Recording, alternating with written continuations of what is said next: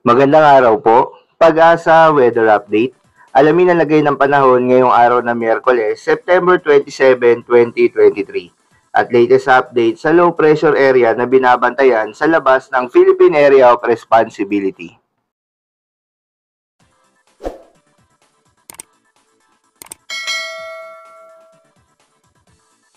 Magandang umaga po sa inyong lahat. Narito na ang lagay na ating panahon ngayong midweek, araw ng Miyerkules, September 27, 2023. Sa ating latest satellite images, patuloy yung pagmamonitor natin sa low pressure area na nasa labas pa ng Philippine Area of Responsibility na mataan natin ito megit 1,425 kilometers east o silangan extreme northern Luzon.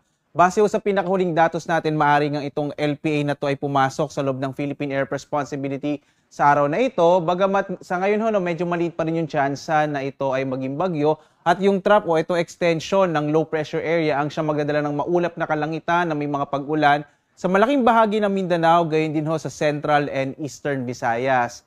Bagamat hindi na ganun kalakas, nakakapekto pa rin yung southwest monsoon o habagat, partikular na sa may bahagi ng Palawan at ng Occidental Mindoro. Kaya asahan din sa mga kababayan natin sa bahagi ng Palawan at Occidental Mindoro ang maulap na kalangitan na may mga pag-ulan. Samantala, sa Kamaynilaan at sa nalabing bahagi ng Luzon at kasama rin yung Western Visayas, inaasahan naman natin ang posibilidad naman ng generally fair weather, pero posible pa rin yung mga pag-ulan, mga isolated rain showers and thunderstorms kadalasan sa hapon hanggang sa gabi.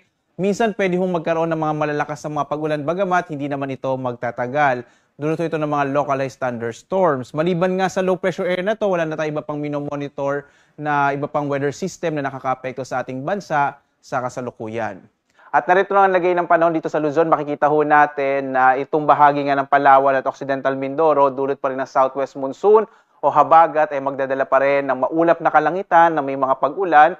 Samantala, sa nalabing bahagi ng Luzon, inaasahan naman natin ang posibilidad ng mga pag-ulan sa hapon naman hanggang sa gabi. Minsan tumatagal ito na 1 hanggang 2 oras. Sa mga thunderstorm advisory na inilalabas ng Pag-asa, dito natin malalaman kung anong mga specific na lugar ang magkakaroon ng mga pag-ulan ngayong araw na ito at gaano katagal.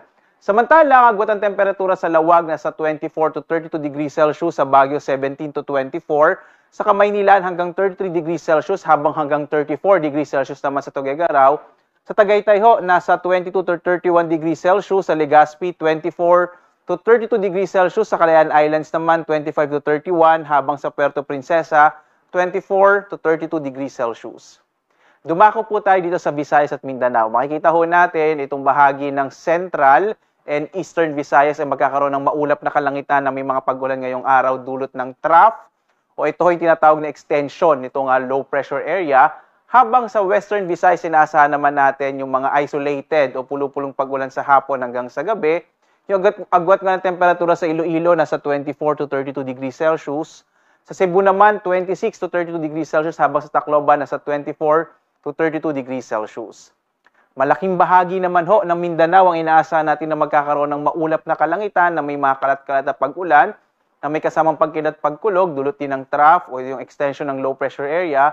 At ang agwat ng temperatura sa Zamboanga ay mula 25 to 32 degrees Celsius. Sa Cagayan de Oro, 25 to 32 degrees Celsius, habang sa Davao ay mula 25 to 32 degrees Celsius.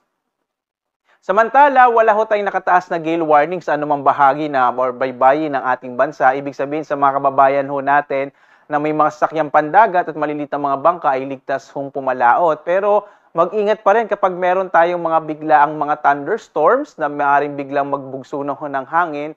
Kaya iba yung pag-iingat dahil maaari itong mag-trigger o magdulot ng biglaang malalakas na pag-alon ng karagatan.